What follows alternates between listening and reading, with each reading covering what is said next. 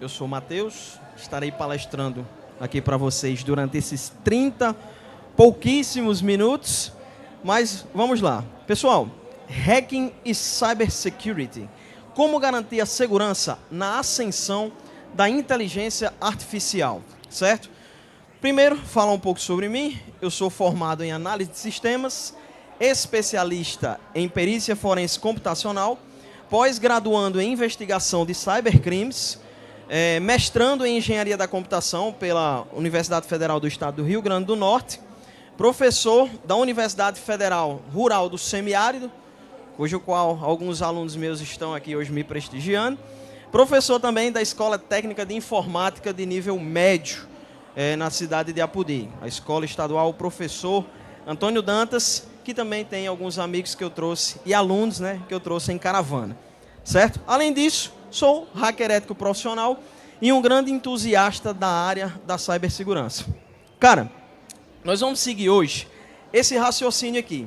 Contextualização sobre a ascensão da inteligência artificial e os seus impactos, desafios emergentes na segurança da informação, estratégias de mitigação e defesa, uma conclusão e 5 minutos aí para vocês que quiserem fazer alguma pergunta, certo? Pessoal, primeiro, muito importante, a inteligência artificial evoluiu rapidamente nos últimos anos, passando de conceitos teóricos para aplicações práticas que impactam diversas áreas do nosso cotidiano.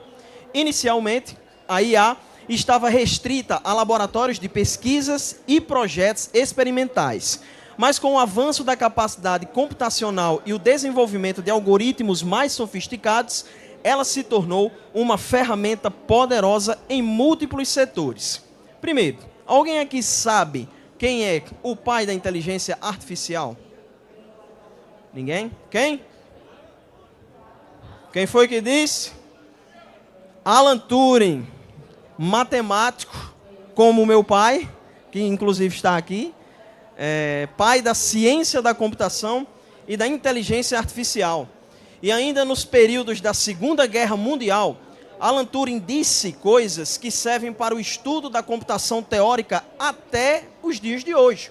Como, por exemplo, o de que uma máquina realmente inteligente e boa tem capacidade de, ela mesma, alterar as suas configurações para se adaptar ao meio, né? Isso vem muito da aprendizado de máquina, né?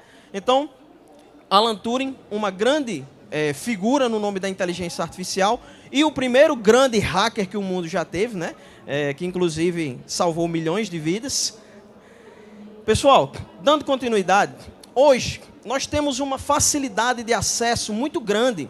Naquela época, na Segunda Guerra Mundial, só se falava de inteligência artificial, de algoritmos sofisticados. E hoje a gente tem literalmente na palma da nossa mão, através de assistentes virtuais, como o Google Assistente, como a Alexa, como a Siri, né? Então nós temos essa possibilidade e a capacidade de termos todo o conhecimento que o mundo hoje tem, literalmente, na palma das nossas mãos, pesando apenas algumas gramas, né? E aí, hoje, as redes sociais utilizam muito dessa inteligência artificial. E hoje essa é uma das ferramentas mais utilizadas tanto pelos criminosos quanto por empresas para a obtenção de dados seus, para lançar através da inteligência artificial diversas coisas que você se interesse, né?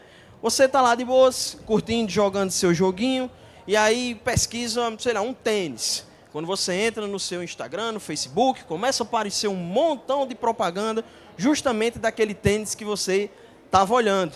E aí aparece em uma loja, portanto, aparece em outra loja agora mais barato. No outro dia você liga o computador e aparecem novas propagandas daquele tênis. Tudo isso o cara consegue através de traçar o seu perfil. E existe hoje na área da segurança da informação algumas estratégias, algumas ferramentas como a OSINT, o SOCMINT, que tem por objetivo, através das redes sociais, traçar um perfil e conseguir compreender quem você é sem nunca ter nem sequer falado com você, né? Então, você entrega muito de você para as pessoas E eles podem utilizar, seja de maneira boa ou seja de maneira má, né? A partir do momento em que você está lá, jantando, e posta exatamente o local em que você está, e o cara vê que você postou inclusive a hora, tá lá, 5h30 você postou, colocou a hora, colocou a sua localização, colocou o que é que você está comendo, meu irmão, o cara começa a traçar um perfil sobre você. Não, ele gosta de comer isso, tais dias ele frequenta esse lugar, essa semana ele frequentou em tais horas. E essa rotina, muitos dos criminosos que utilizam da inteligência artificial passam a utilizar como uma ferramenta para conseguir persuadi-los através de engenharia social. Certo? Depois, plataformas como o Instagram, o X, Facebook, são excelentes ferramentas para cybercriminosos, tanto para a obtenção de dados quanto para a prática dos golpes cibernéticos. E aí a gente vê o seguinte, ó, a inteligência artificial desempenha um papel duplo na segurança digital, sendo utilizada tanto para proteger quanto para ameaçar a integridade das informações online. Como? Olha só, em 2017, a Darktrace foi capaz de identificar e neutralizar um ataque de ransom em uma universidade britânica antes que ele se espalhasse. Ao reconhecer comportamentos anômalos no tráfego de rede, a inteligência artificial da Darktrace detectou a ameaça em tempo real e isolou os dispositivos afetados, prevenindo danos maiores. Alguém aqui sabe o que é um ataque de ransom?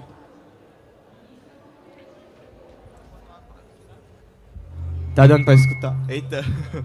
É tipo, ransomware, ele é caracterizado tipo um malware, que ele meio que sequestra a sua máquina. Ele encripta tudo e o atacante provavelmente vai pedir pagamento por meio de Bitcoin para não ser rastreado. Vai ficar tudo criptografado e você não vai conseguir acessar. Perfeito. Então, o cara vai lá, pega a sua máquina, criptografa tudo que você tem. A partir do momento que o cara tem o que é seu nas mãos dele, ele tem você também nas mãos dele, correto? E aí ele começa a cobrar, exigir pagamentos.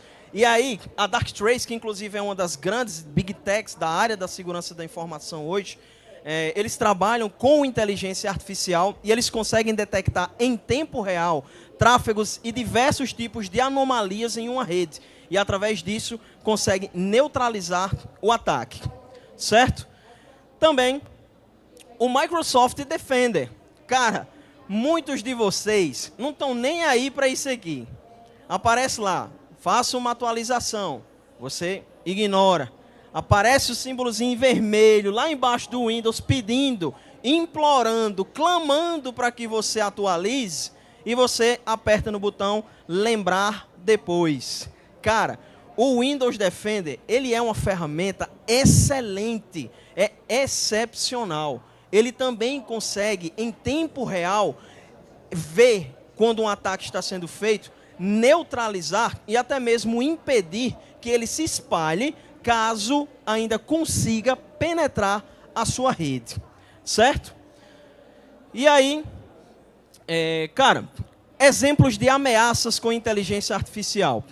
Em 2019, uma empresa de energia do Reino Unido foi vítima de uma fraude em que criminosos utilizaram um deepfake de voz para se passar pelo CEO da empresa.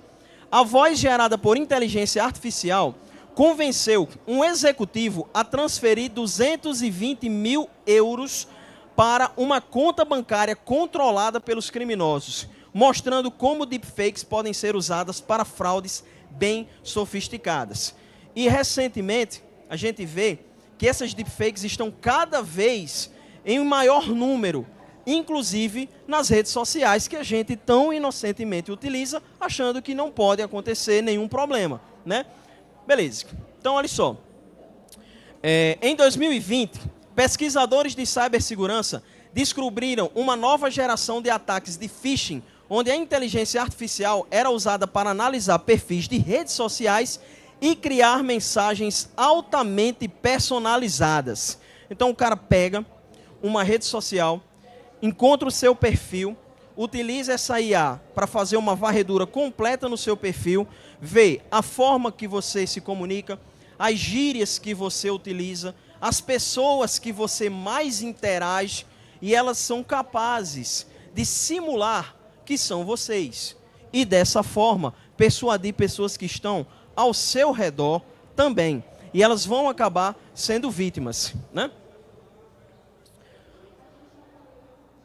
Desafios emergentes atualmente na segurança da informação. Primeiro, ameaças potencializadas pela IA, dificuldade de discernir e aceleração do ciclo de ameaças. Individualmente, cada um, a gente aprende da seguinte forma. Isso aqui, pessoal, é mais ou menos... Vocês estão conseguindo ver aí, né? Vou ficar desse lado aqui que é melhor. Isso daqui é como funciona uma botnet. Alguém aqui já estudou sobre o que é uma botnet? Acredito que já, né? Então, olha só. Você tem um cara que ele é um invasor. O invasor, ele é dotado de conhecimentos em táticas de penetração, de roubo de dados e informações. Ele coordena bots, que podem ser computadores, servidores, até mesmo dispositivos como smartphones, smartwatches. Esses coordenadores dos bots vão fazer uma botnet, onde vários dispositivos agora vão fazer parte da mesma rede que o invasor e, por consequência disso, vão conseguir atingir a vítima, roubando dados dela e transformando a própria máquina dela também em uma máquina zumbi. Ou seja, o seu computador, hoje, você pode nem saber. Você está lá jogando seu Minecraft, passando raiva comigo, jogando Valorant, e aí, simplesmente, no back-end, existem dados seus que estão fazendo requests para diversos tipos de servidores que mandam responses e acaba que pode haver o acúmulo excessivo dessa comunicação, fazendo com que esgote recursos e algo simples, por exemplo, como uma internet cair, um site cair, né? Cara, em 2019, a Tesla sofreu com um spear phishing altamente sofisticado contra a fabricante de veículos elétricos, que utilizou uma inteligência artificial para analisar e imitar o estilo de comunicação dos executivos da empresa. O e-mail enviado aos funcionários parecia autêntico e resultou na tentativa de roubo de dados sensíveis. Vocês não sabem, talvez não saibam, mas todos vocês aqui, sem exceção, todos que estão ouvindo, os que não estão ouvindo, os que estão em casa, os que estão na barraca dormindo, todos vocês têm seus dados vazados. Isso porque todos vocês são cidadãos brasileiros e, infelizmente, nós tivemos vários vazamentos nos bancos de dados governamentais, como o do SUS. Quem aqui utiliza o SUS? Eu tive meus dados vazados. Consegui reverter. Você conseguiu reverter o seu? Mas ele está lá. Cara, para reverter, é um nó cego enorme. Primeiro, você pode entrar com uma petição judicial. Claro que, levando em consideração que uma vez na internet, para sempre na internet. Só que caso haja a utilização de forma indevida dos seus dados e haja comprovação de onde surgiu, a empresa que vazou os seus dados, ela é responsável por quaisquer dano que você venha a sofrer. Seja alguém que clonou um cartão de crédito seu, seja alguém que utilizou seu nome para fazer um empréstimo no banco, talvez você esteja até no SPC e não sabe, porque alguém comprou utilizando seu nome. Então, a forma mais eficaz de reversão é a jurídica, né? Você vai lá, processa, dá um dinheirinho legal quando você consegue fazer essa comprovação de onde foi que surgiu esse vazamento, e as empresas passam a ter a obrigatoriedade de ter uma política de segurança e privacidade de dados maior. Até porque hoje no Brasil toda empresa precisa estar à LGPD. Toda ela precisa estar adequada à Lei Geral de Proteção de Dados. Certo?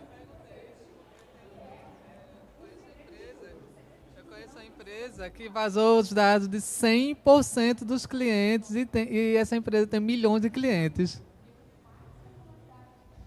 Isso acontece constantemente. essa empresa, eu já trabalhei em empresas que também vazaram, a própria Microsoft já vazou, o próprio grupo Meta com o Facebook, Instagram, WhatsApp também. Eu não sei se vocês lembram, mas até alguns anos atrás, o WhatsApp não existia o que tem hoje, que é a criptografia ponta a ponta.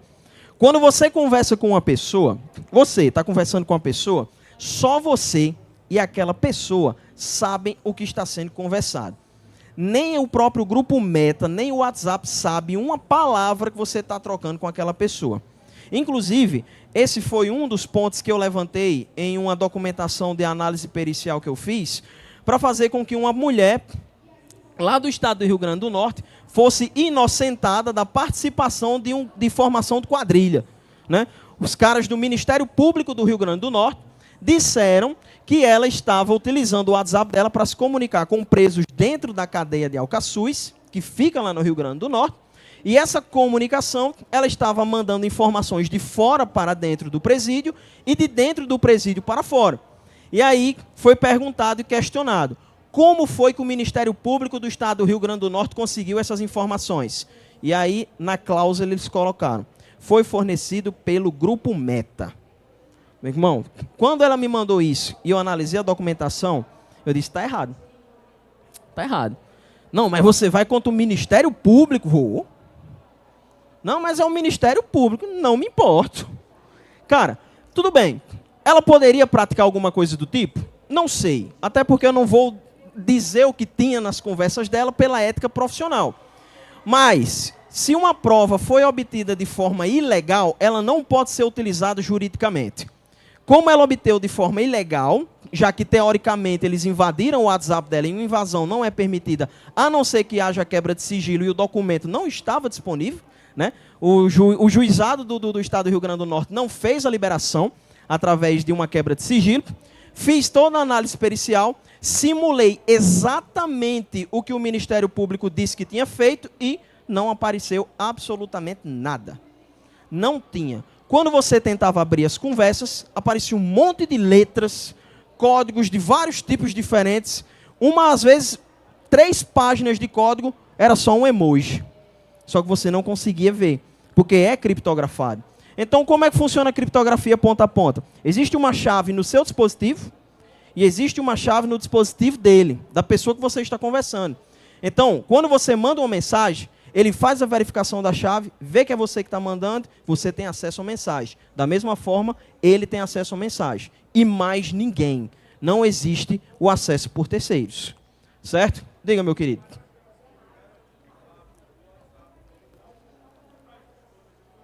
Não manda. É garantido. É código fechado, é garantido. Por quê? Ele hoje o WhatsApp é um aplicativo de você conversar mais seguro que existe. Mais do que o SMS que você troca pela operadora, porque há riscos de interceptação e a criptografia é fraquíssima, é podre, né? O WhatsApp não.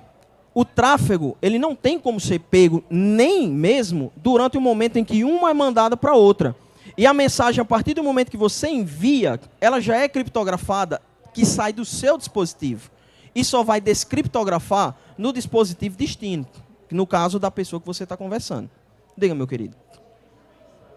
Por exemplo, grupos de mensagem, eles são responsáveis, por exemplo, cada um tem uma chave específica no grupo ou é uma chave definida já? Individualmente, em conversa aqui, uma chave para cada um. Em um grupo, o grupo em si, ele possui a sua própria chave. Só que existe um problema hoje, que aí não é responsabilidade do grupo Meta, por exemplo.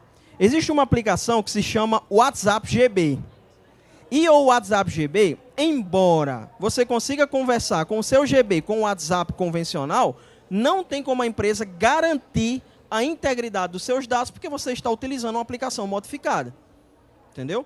Então, nessa situação aí, se for o grupo em si, ele tem a sua própria chave e todos os componentes têm a mesminha para descriptografar. E individualmente, cada um tem uma. Certo?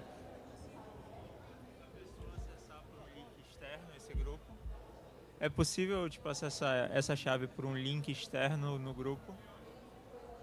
a chave de descriptografia. Cara, hoje os grupos do WhatsApp, eles permitem que você crie um link para convidar pessoas para participar daquele grupo. Quando uma pessoa consegue entrar naquele grupo, se ela só clicar no link e só isso bastar para ela entrar, a partir daquele momento ela já tem acesso às conversas. Claro que não as conversas passadas, somente as que surgiram a partir do momento em que ela entrou. Ela vai visualizar apenas aquelas.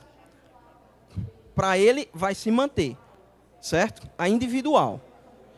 Bom, dando continuidade, pessoal. Não sei nem quanto tempo falta. Falta 10 minutos? Não tem como. Mas, enfim, vamos continuar. A Tesla afirmou que a violação massiva de dados teve origem interna. Um cara de dentro da própria empresa Tesla acabou vazando os dados. E hoje a gente vê muito disso acontecendo. Sabe por quê? Porque o cara passa o dia todo trabalhando, trabalha das 7 horas da manhã até as 8 horas da noite, e a empresa só quer pagar um salário comercial, e se o cara falar em receber uma hora extra, a empresa bota para fora. Aí chega um cara e diz, quanto é que você ganha por ano? Não, por ano eu ganho 15 mil. Beleza, eu lhe pago 150 agora, 1.000, se você violar esses dados e mandar para mim. Irmão, o cara se sente tentado. Senta ou não senta? Eu não vou mentir não, eu já quis muitas vezes ir para o lado sombrio da força. Já recebi muitas ofertas, muitas propostas. Não, você trabalha aqui com a gente paga para você o triplo do que você recebe. Só que graças a Deus, eu fui muito bem educado por esse cabo que está aqui, ó. Levanta aí, papai. Esse cabo aqui, ó. A minha vida toda, esse cabo me botou para estudar. E ele disse, meu filho, estude. Porque a enxada pesa, mas a caneta é bem maneirinha. Então, obrigado, papai. Dando continuidade. Pessoal, cybercriminosos utilizam inteligência artificial para desenvolver rapidamente variantes do ransomware, que é justamente o que o amigo aqui disse. O cara tem um código, ele tem um malware de ransom, entra no seu computador, vai criptografar tudo e aí vai mandar um e-mail para você. Ele deixa apenas um arquivo no seu computador que não é criptografado. Muitas das vezes é um .txt, que você clica e lá tem instruções do que você precisa fazer e toda essa instrução é orientada para um pagamento. Você vai liberar um dinheiro, o cara vai receber o dinheiro e ele vai, então, se livrar. Você, no caso, vai se livrar de tudo que foi criptografado e agora vai voltar a ter acesso. Tá, Matheus, mas isso sempre funciona? Cara, tem pilantra que é safado. Você paga, quer dizer, todo pilantra é safado, né? Todo pilantra é safado, mas tem deles que são piores. Porque você paga e ele não libera. Mas, na grande maioria das vezes, você paga e eles liberam sim. E aí, hoje, o ransom é uma das piores formas que tem de você ser vítima. Alguém tem pelo menos uma noção, uma ideia de como você pode reverter um ataque de ransom sem precisar pagar um tostão para esses criminosos safados? Backups. Coisa mais simples do mundo. Só que o problema está aonde? No usuário. Porque o usuário é foda. O cara deixa... Não, qual foi a última vez que você fez o backup? Semana passada. E a sua senha? Não, tenta aí 1, 2, 3, 4. Se não for, bota um 5, que aí eu tenho certeza que é. Aí mesmo, é de lascar, né? Bom, dando continuidade, pessoal. A loja Renner, não sei se alguém aqui trabalha lá, ou já trabalhou, mas foi vítima de um dos ataques de ransom mais devastadores que ocorreram no Brasil. Mais devastadores. Por quê? Cara, como é que normalmente funcionam os backups dessa empresa? Eles trabalham o dia todo, fazem um backup no horário que não é comercial, às vezes, raramente, fazem um backup incremental, e aí, show. Só que quando há esse ataque, tudo que foi coletado naquele dia pode ser perdido. Porque o backup que está validado é o do dia anterior. Então você fez uma compra de, sei lá, 5 mil na Renner. Só que os dados foram perdidos. Como é que você vai provar? Muito simples. Você tem a comprovação, porque tem seu cartão de crédito e tal. E aí, mas como é que a Renner vai validar aquela informação? Para ela é um prejuízo. E foi exatamente o que aconteceu. mas quando eles foram publicamente, disseram que não pagaram o valor de 20 milhões de dólares que foi cobrado pelos criminosos, né? E aí, falta quanto tempo, pelo amor de Deus? 5 minutos. Eu vou fechar aqui um pouquinho. Cara, alguém sabe quem é esse daqui? Jim Carrey. E aquele ali? Nicholson, né? Jack Nicholson. E aí vocês percebem que, na verdade, esse daqui é Jack Nicholson também. Só que ele passou por um processo de deepfake, onde os caras colocaram o rosto desse senhor aí. E isso é altamente perigoso, cara. Altamente perigoso. Olha isso aqui. Olha isso aí. Vocês podem crer numa coisa. Muitos de vocês aqui, na verdade a grande maioria, vê esse vídeo aqui e sabe que isso é uma montagem. Sabe que é feito por inteligência artificial. Só que se a minha avó vê um vídeo como esse, ela manda para mim um áudio de no mínimo 8 minutos, explicando o porquê que nós já estamos no fim dos tempos. Meu filho, eu vi um vídeo que um caba tinha um pote de goiaba que virava cachorro. É o fim dos tempos. Isso está tudo escrito no Apocalipse. Da mesma forma isso aqui, cara.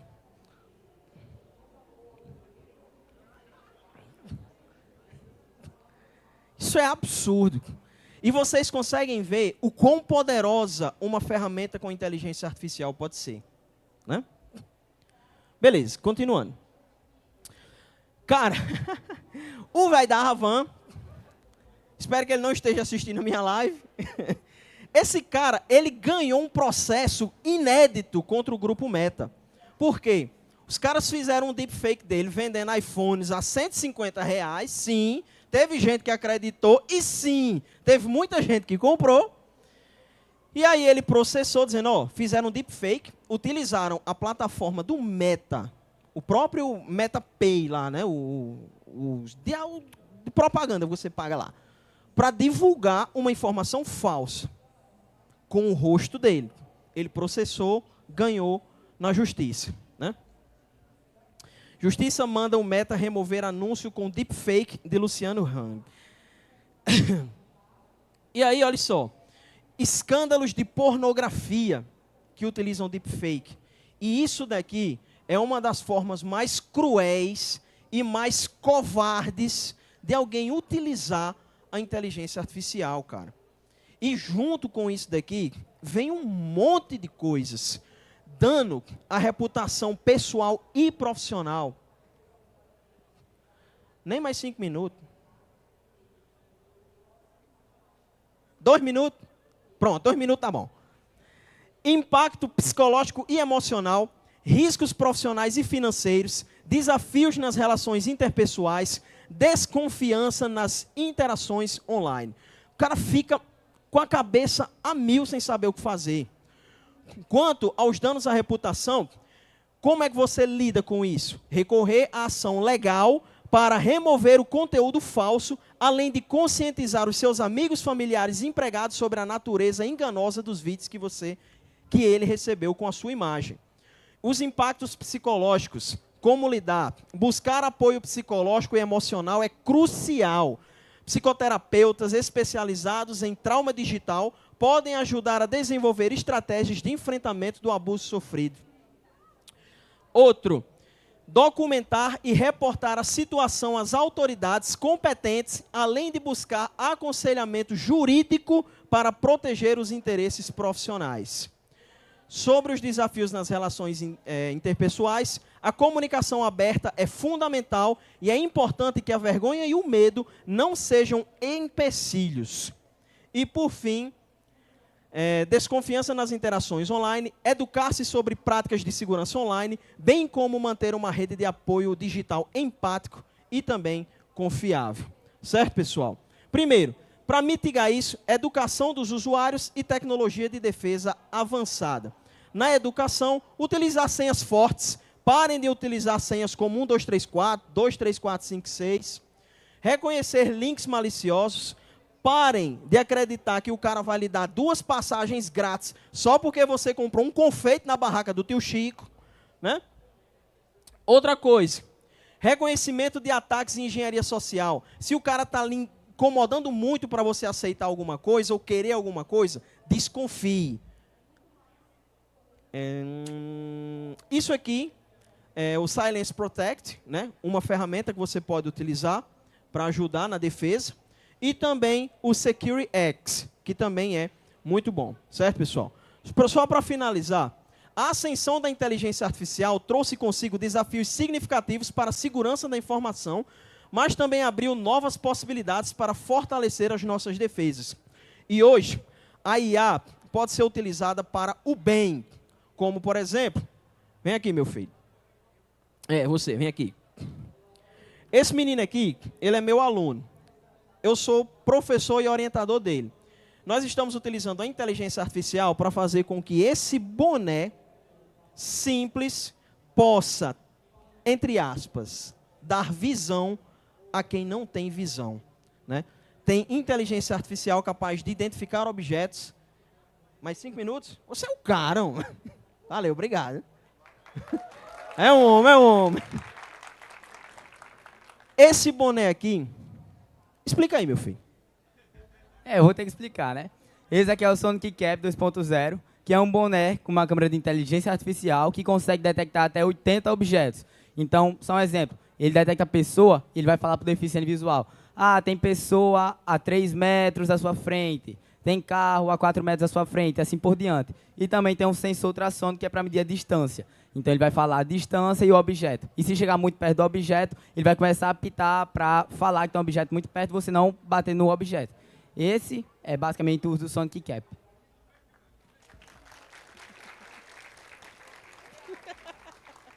Bom, inteligência artificial sempre vai ser usada para o mal. Sempre. Mas ela deve ser usada para coisas como essa aqui. Para ajudar a humanidade. Porque, como muito bem foi dito por alguém daqui, Alan Turing, quando ele se tornou o pai da ciência da computação e o pai da inteligência artificial, o objetivo dele foi acabar com a guerra e salvar milhares de vidas, e foi exatamente o que ele fez, né? Então, tenham isso em mente. Pessoal, o cara disse mais 5, então tem uns 2 minutos ainda para pergunta, né? Alguém tem alguma pergunta? Você, meu amor. Vou fazer aqui, aqui e aqui. É só uma dúvida mesmo que eu tenho em relação... Eu acredito, assim, eu vi recentemente, né? Que existem malwares, que é polimorfo, né? Que é o nome, que toda vez que ele infecta... Polimorfismo. Toda vez que ele infecta, ele é modificado. Então, isso envolve muito inteligência artificial, né? Eu queria saber como é que é isso no cenário de hoje. Quando você estuda inteligência artificial e aprendizado de máquina em si, você vê que os softwares, eles têm a possibilidade de se adaptar para que ele possa ser funcional.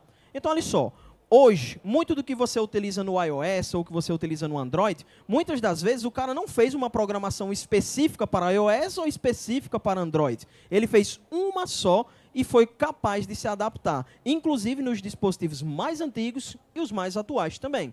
Então, o fato dele ter várias formas, dele ser um polimorfo, é justamente dele conseguir adaptar-se e se transformar utilizando um dos conceitos básicos da computação teórica moderna, que é a de que todo sistema realmente inteligente tem a capacidade de ele mesmo se alterar para conseguir funcionar naquele lugar, né? Foi dito por Alan Turing também. Peraí, primeiro ele. O senhor tinha falado sobre, rapidinho, sobre a questão de senha, das boas práticas. Eu queria saber sobre gerenciador de senha, como isso é bom, como é recomendado utilizar, ou quais seriam recomendados. Gerenciador de senhas eu recomendo demais. Por quê? Muitas das vezes, quando você usa um gerenciador de senhas, ele vai gerar uma senha completamente aleatória para você, de coisas que não faz nenhum sentido. Nem você sabe qual é a sua senha, né? Só que, claro, aquele gerenciador, ele vai saber, e ele utiliza a inteligência artificial para sempre que você for utilizar, saber o exato momento em que a senha vai ser colocada. E uma delas é utilizando o reconhecimento facial, por exemplo. Ele vê que é você. Ou biometria, que o reconhecimento facial também é biométrico. eu recomendo utilizar. O da Apple, o da Microsoft, pode usar. Todos eles são muito bons. Certo? Oi, pronto. É uma pergunta besta, na verdade, mas é só para saber se tu tem algum curso ou algo assim, se tu ensina para... Cara, curso, não. Eu ensino só na sala de aula. Sou professor dos 3 níveis, fundamental, médio e superior. Mas eu vou deixar aqui depois no final. Eu vou botar logo aqui agora. Deixa eu ver aqui. Pronto. Aqui estão as minhas redes sociais. Meu LinkedIn e o meu Instagram, que é o que eu uso. Aqui, no meu Instagram, é onde eu posto mais coisas sobre golpes, sobre como se cuidar, como se prevenir, enfim. Pode seguir, você vai gostar. Canal no YouTube não, mas eu tenho vergonha de falar em público.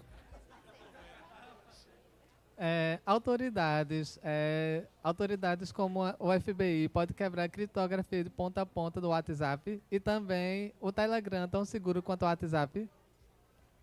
O Telegram é uma terra sem lei. Mas, normalmente, quando se é uma terra sem lei, o pessoal começa a tomar mais cuidado. Mas, de conversas pessoais, hoje, o WhatsApp é o mais seguro. E sobre o FBI quebrar, cara, para quebrar uma criptografia ponta a ponta, ele precisa, primeiro, de ser possível, tá, pessoal? Mas como? Através de mandato de busca e apreensão, onde a polícia vai ter acesso ao dispositivo do cara e através daquele dispositivo ele vai ver as conversas, né? Mas de conseguir por outro meio, não consegue. Certo? Eu acho que agora acabou já mesmo. Vá, diga.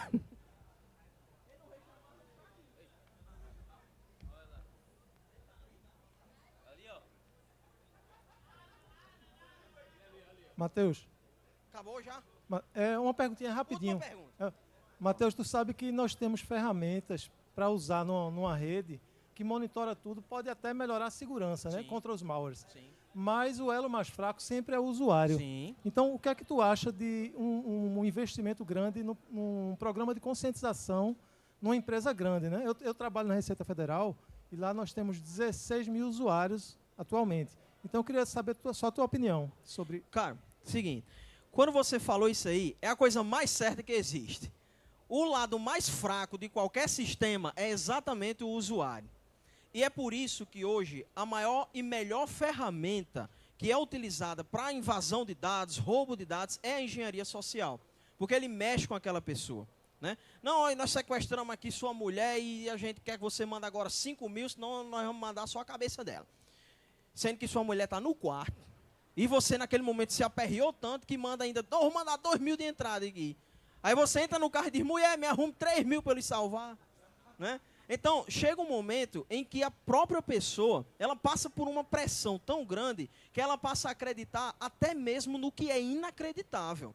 E é porque, infelizmente, não deu tempo. Mas, uma das coisas mais importantes que deve fazer é o treinamento das pessoas para elas serem capazes de identificar qualquer tipo de problema. Né? Então, treinamentos, o estudo, colocar um time de SOC, que é um time de segurança dentro da empresa, fazer treinamento com o usuário comum e não somente com os usuários que mexem nos sistemas mais importantes da empresa, porque muitas vezes o usuário comum é o elo de abertura para os cybercriminosos.